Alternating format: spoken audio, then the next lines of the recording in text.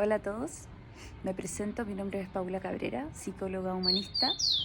Estudié en la Universidad del Paraíso y ejerzo la psicología humanista desde hace 20 años y la he aplicado y la aplico actualmente en el área clínica, jurídica y comunitaria. Me pidieron que les comentara brevemente de qué se trata el enfoque y que me tuvieran algún aspecto que me considerara fundamental.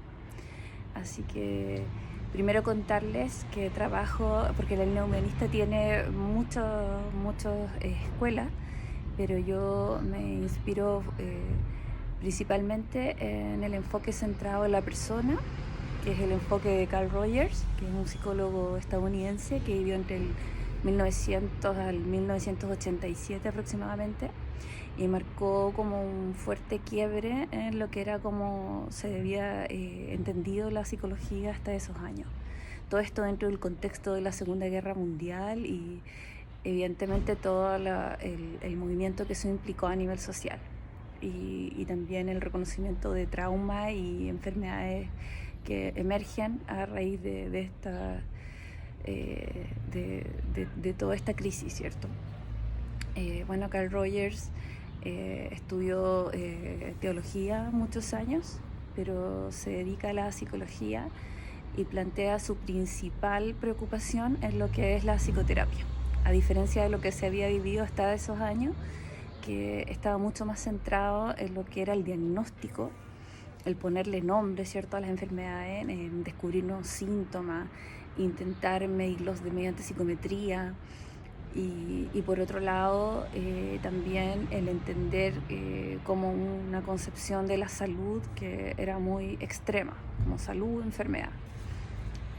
Entonces todo lo que se había hecho en psicología apuntaba mucho a eso, a buscar explicaciones y también a buscar a través del método científico como la predictibilidad de todos los fenómenos que se están estudiando, que eso fue más a través del conductismo. Pero Rogers da un salto y empieza a estudiar cómo hacer terapia, cómo se hace terapia y qué es lo que él considera fundamental como para poder compartirle a los futuros psicólogos, ¿cierto?, y operadores sociales, herramientas que él cree que tiene que tener cada persona para ayudar al otro. Entonces, evidentemente, este enfoque me hizo mucho más sentido desde mis inicios como para poder tener más herramientas como persona, no solo desde el manejo de la técnica, ¿cierto?, el manejo experimental y teórico que a nosotros nos dan en la formación, sino pensar que, claro, cuando uno se titula uno tiene como muchos miedos y este enfoque me permitió a mí hacer reflexiones como en lo personal, bueno, reflexiones que se mantienen hasta hoy, afortunadamente. Bueno, ya les conté que Rogers hace mucho hincapié en lo que era la psicoterapia y en cómo la entendía. Para eso ustedes pueden encontrar en YouTube distintos videos donde aparecen sesiones grabadas. Él tiene muchos libros, son muy interesantes. Yo recomiendo El proceso de convertirse en persona, de todas formas, que es para mí el libro más iluminador de Rogers, para poder entender cómo él ve al otro. Y él tiene una idea fuerza muy importante, que es que las personas, el mayor problema de las personas radica en quiebres en relaciones vinculares. Por ende, desde ahí es sumamente importante que el terapeuta trabaje esta conexión con el paciente de manera reparatoria. Y por eso desarrolla él 3 actitudes que quiere que las compartan los psicólogos al momento de hacer su ejercicio laboral. Para él es muy importante que para poder sanar esos quiebres que tienen las personas que están detrás de sus problemas, el terapeuta ofrezca un escenario seguro y de favorecer una relación de ayuda y de colaboración desde el tener 3 actitudes principales. La primera sería la empatía, la segunda la congruencia y la tercera la aceptación positiva e incondicional de la persona. La empatía él la entiende mucho más allá del ponerse en el lugar de otro.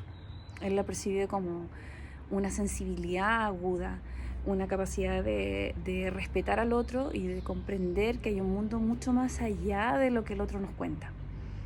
Es como esa capacidad de estar sintiendo lo que al otro le pasa, de estar interesado. Roger habla mucho de mantenerse curioso, de acompañar, ¿ya? Esto es fundamental en el vínculo, sobre todo ya cuando uno tiene la primera sesión o va avanzando, nunca deja de ser importante, siempre se trata de confianza. En segundo lugar, él habla de la congruencia y eso lo identifica como que el terapeuta sea transparente, sea auténtico. Es decir, si yo estoy netamente desarrollando una técnica o una teoría, el paciente no va a confiar plenamente en mí. Yo tengo que preguntarme en todo momento qué me está pasando con el paciente, qué me hace sentir. ¿Hay algún tema de transferencia que me haga ruido? ¿Hay algún caso que debo derivar porque no lo manejo bien? Eso para él es muy imprescindible, que el terapeuta no tiene que ser perfecto, también es una persona y mientras sea más real, invita al paciente a ser mucho más real y poder desarrollarse con todo su potencial, de acuerdo a las herramientas que él cree que las personas tienen, todas por igual. Él ve a las personas con un potencial organísmico que es muy por sobre lo que se había entendido hasta la fecha.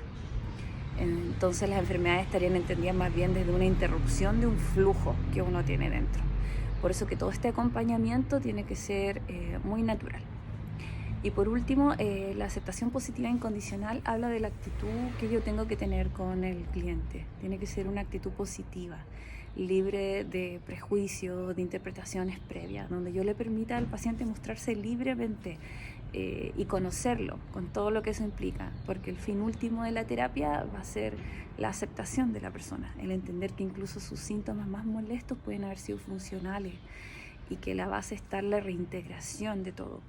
Y esa reintegración me permite crecer y desarrollarme, vivir con una mayor capacidad de adaptación con el medio y tener mejores relaciones tanto conmigo mismo como con los demás.